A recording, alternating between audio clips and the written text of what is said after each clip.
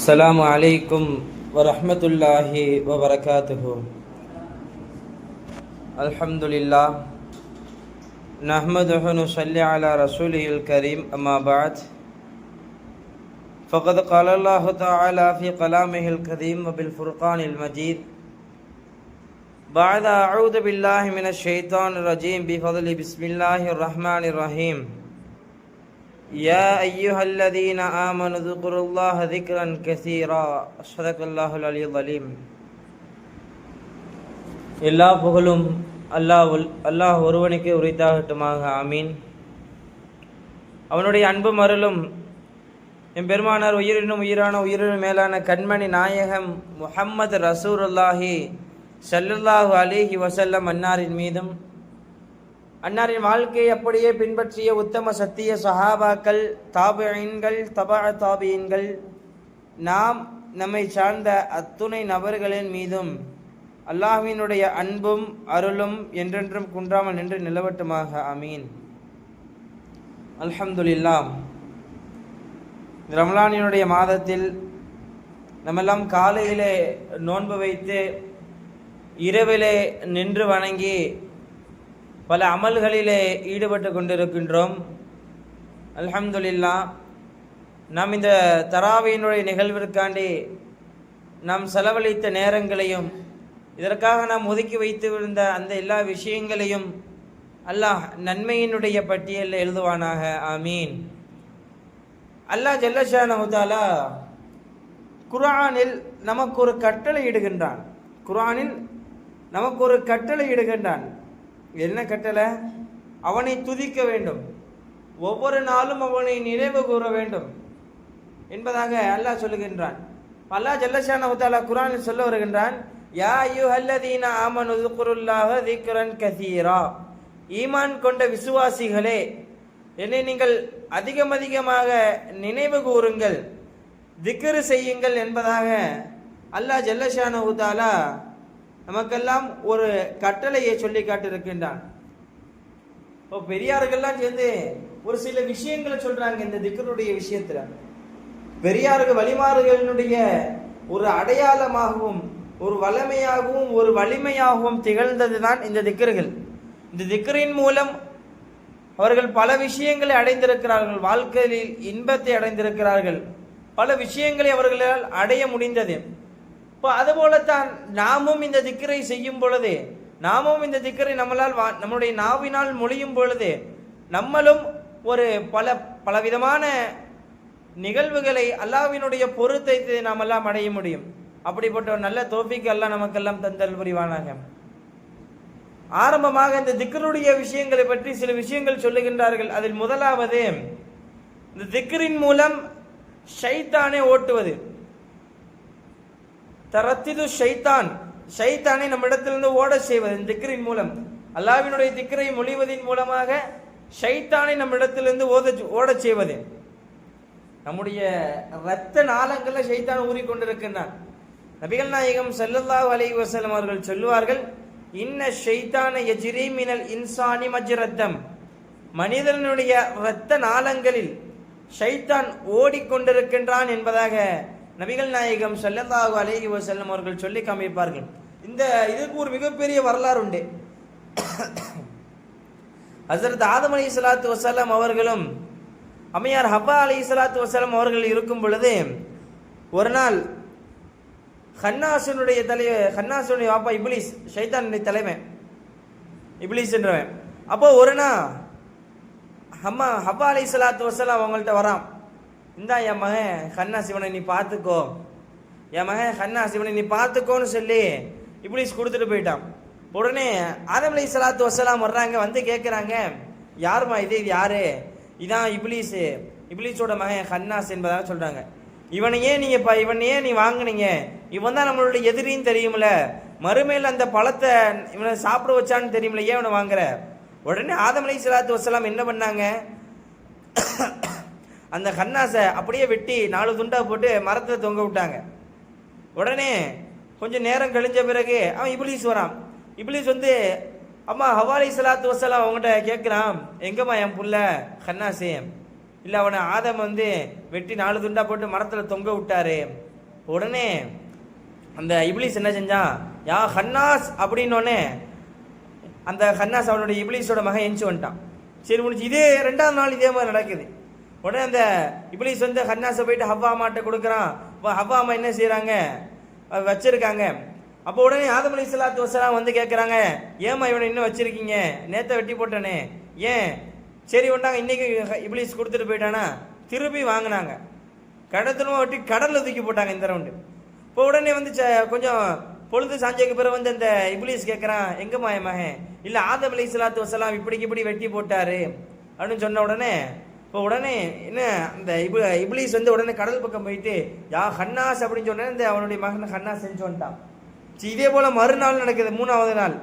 அப்போ திருப்பி என்ன செய்யலாம், ஹவ்வா மாட்ட அந்த இப்லீஸ் கொடுத்துட்டு போறான். ஹன்னாசர் கொடுத்துட்டு போன உடனே என்ன ஆகுது, பார்க்குறாங்க ஆதம் அலைஹிஸ்ஸலாம் வராங்க. வந்த உடனே பார்க்குறாங்க, ஏமா திரும்பி வச்சுட்டு இருக்கீங்க? இப்போ ஆதம் அலைஹிஸ்ஸலாத்து வஸ்ஸலாம் என்ன செஞ்சாங்க, அவனுக்கு கண்டம் துண்டமாக வெட்டி குழம்புல விட்டு சாப்பிட்டாங்க. அப்போ 3வது ரவுண்டு கொடுக்கும் ஆடு ரூபத்தில் கொடுத்துட்டு போனாங்க ஹன்னாஸை. இப்போ அதை என்ன செஞ்சாங்க, வெட்டி சாப்பிட்டாங்க. இப்போ உடனே இப்லீஸ் வரானா, இப்லீஸ் வந்து என்ன செய்யறான், கேட்குறான், எங்க மாயமே ஹன்னாஸ்?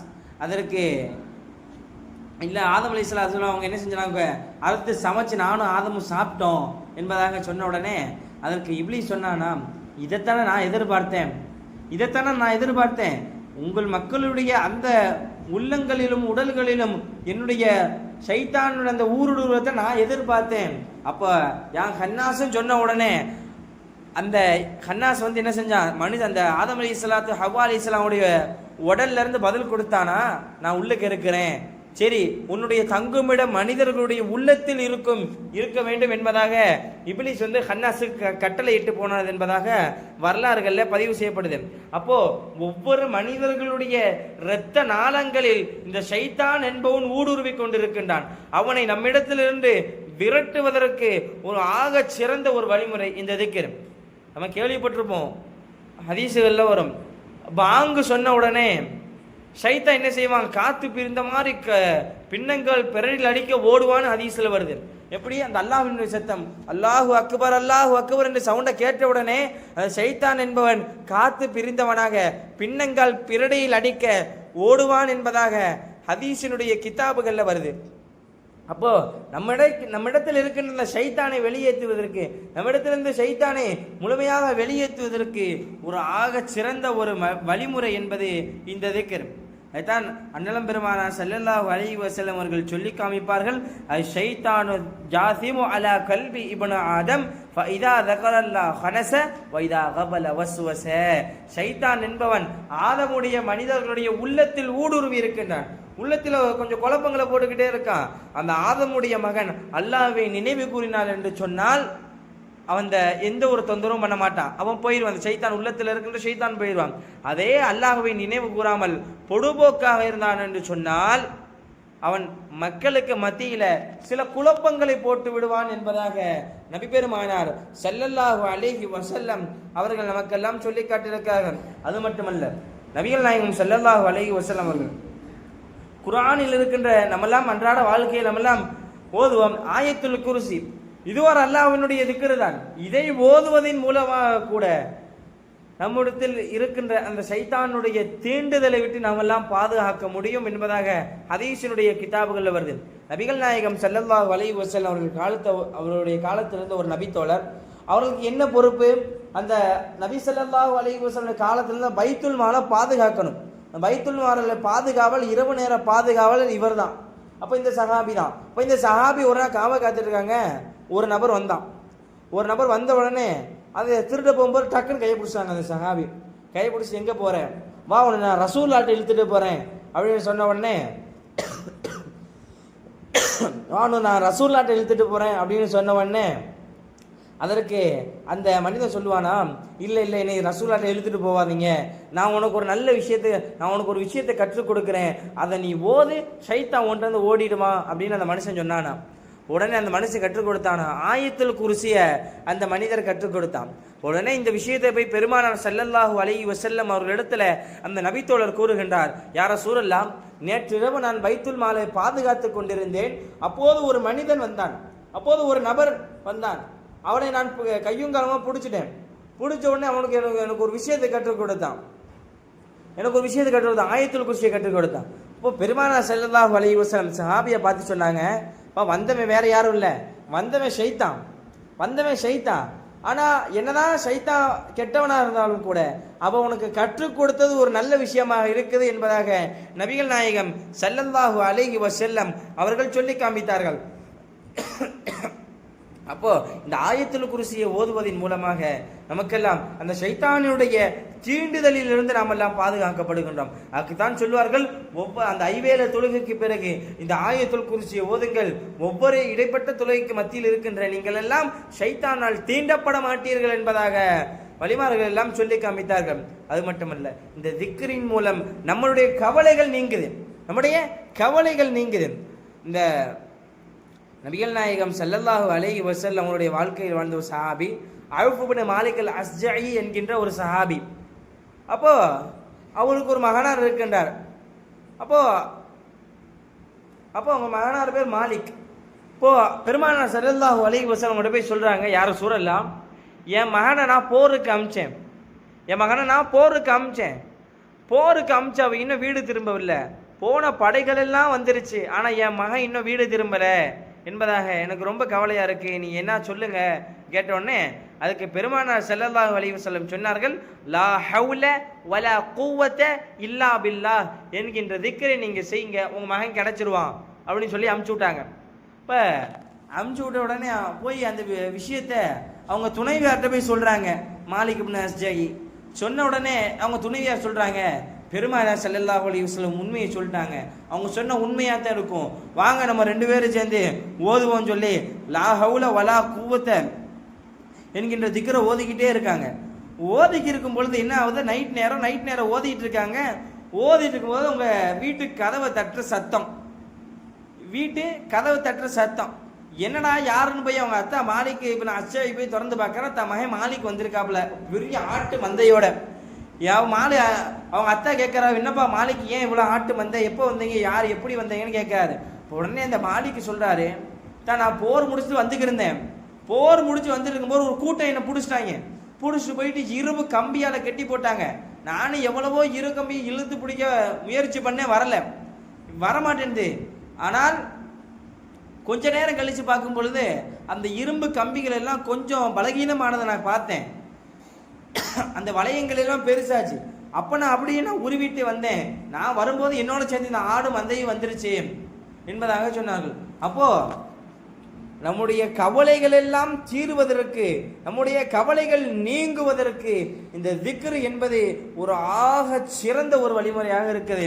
அது மட்டுமல்ல, அன்னை ஃபாத்திமா ரலியல்லாஹு அன்ஹா அவங்களுக்கு என்னாச்சு, வீட்டு வேலை செய்யணும், கொஞ்சம் பணிவிடையாளர்கள் தேவைப்படுது. அப்போதான் ஒரு போர் முடிஞ்சு ரசூலுல்லாஹ் வந்திருக்காங்க, அவங்ககிட்ட நிறைய அடிமைகள் இருக்கு. இதை தெரிஞ்சுக்கிட்டு அலி ரலியல்லாஹு அன்ஹு என்ன செய்யறாங்க, ஃபாத்திமாட்ட சொல்லி விடுறாங்க, உங்க அத்தா போர் முடிஞ்சு வந்திருக்காரு, கொஞ்சம் அடிமைகள் வந்திருக்கு, போய் நம்முடைய வீட்டு வேலைகளுக்கு 2 அடிமைகளை வாங்கிட்டு வான்னு சொல்லி அலி ரலியல்லாஹு அமுச்சு விட்டுறாங்க. அமுச்சு விட்ட உடனே அவங்க போயிட்டு ஃபாத்திமா நாயகி போய் நிற்கிறாங்க, யா ரசூலல்லாஹ் என் வீட்டு வேலைக்கு கொஞ்சம் ஆட்கள் தேவைப்படுது, இருந்தா கொடுங்களேன் கேட்ட பொழுது அதுக்கு பெருமானார் ஸல்லல்லாஹு அலைஹி வஸல்லம் சொன்னார்கள், இன்னைக்கு நம்ம இந்த இடத்துல இந்த விஷயத்த சொன்னா யாரும் ஏத்துக்கிற மாட்டோம். அப்படிப்பட்ட ஒரு விஷயத்த பெருமானார் சொல்றாங்க. ஒரு தேவை இருக்கு அப்படின்னு சொல்லி தன்னுடைய மகளார் ஃபாத்திமா ரலியல்லாஹு அன்ஹா அவர்கள் ரசூலுல்லாஹ்ட்ட போய் கேட்கிறாங்க. அதுக்கு ரசூலுல்லாஹ் கொடுத்த பொழுது, ஃபாத்திமா நீ டெய்லியும் 33 சுப்ஹானல்லாஹ், 33 அல்ஹம்துலில்லாஹ், 34 அல்லாஹு அக்பர் நீ ஓதுமா, உன்னுடைய அந்த பிரச்சனைகள் எல்லாம் தீர்ந்துடும், உன்னுடைய தேவைகள் பூர்த்தியாருன்னு சொல்லி அமுச்சு விட்டாங்க. அப்போ இன்னைக்கு இந்த விஷயத்த நம்மளுடைய தகப்பனார்கிட்ட ஏதோ போய் தேவைன்னு கேட்கிறோம். உங்க அத்தை இப்படி சொல்லிடுறாரு, நீ 33 அல்ஹம்துலில்லாஹ், 33 சுப்ஹானல்லாஹ், 34 அல்லாஹு அக்பர் ஓதுவோம், தேவையெல்லாம் பூர்த்தியாருன்னு சொன்னா இன்னைக்கு நம்மளுடைய ஈமானுடைய பலம் அவ்வளவு இல்லை, நம்முடைய ஈமானுடைய பலங்கள் அவ்வளவு இல்லை. அதனால் நமக்கு இது போன்ற திக்ர்கள் சொன்னாலும் கூட நம்மளெல்லாம் ஈடுபடாது. இப்போ அன்னைக்கு பெருமானார் ஸல்லல்லாஹு அலைஹி வஸல்லம் ஃபாத்திமா நாயிட்டு இவ்வாறு சொல்லி அனுப்புறாங்க. சொல்லி அனுப்பிச்சோன்னா அதையும் செய்கிறார்கள். அவருடைய பிரச்சனைகளுடைய தேவைகளை எல்லாம் பூர்த்தியானது என்பதாக ஹதீஸ் கிதாபுகளில் வருது. அது மட்டுமல்ல, நம்மெல்லாம் இறைவனுக்கு அவன் கொடுக்கின்ற அந்த நேமத்துகள், எத்தனையோ நேமத்துகளை அல்லாஹ் நமக்கெல்லாம் வழங்கியிருக்கின்றான், எண்ணற்ற நேமத்துகள் அல்லாஹ் நமக்கெல்லாம் வழங்கியிருக்கின்றான். அதற்கு நாமெல்லாம் நன்றி செலுத்த வேண்டும்.